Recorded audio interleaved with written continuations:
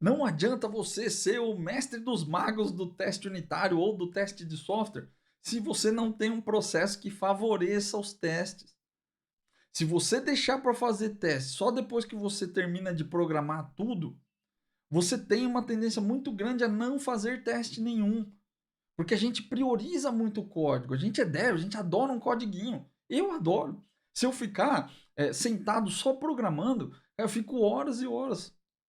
E aí o tempo passa, você come todo o seu orçamento e não consegue ter tempo para testar. Então não adianta você ser muito bom de teste se você não tem um processo que favoreça o teste. Tem que ter um processo. Um dos processos que eu sigo, que eu ensino para os meus alunos, é a análise orientada a testes.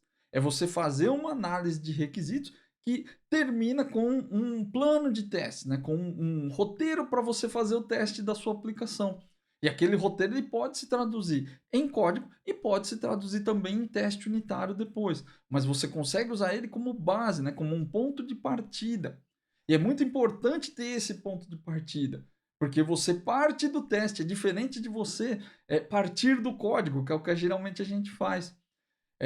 Outras ferramentas que você pode usar também, por exemplo, é o TDD. TDD é uma ferramenta muito interessante para te forçar a testar. Tem várias ferramentas, né, que você pode utilizar aí, mas que estão dentro de um processo. TDD também tem um processo de desenvolvimento.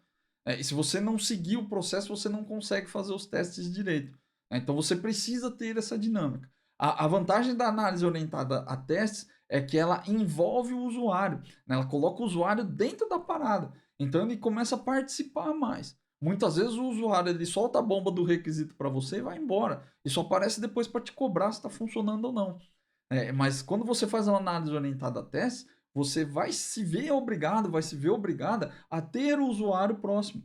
É um tipo de análise que funciona muito bem, por exemplo, para times que trabalham com Agile, com Scrum, com Kanban, onde o usuário está muito próximo. Né? Ou se às vezes não é o usuário, pelo menos é o PO. E tem alguém que representa os interesses dele lá.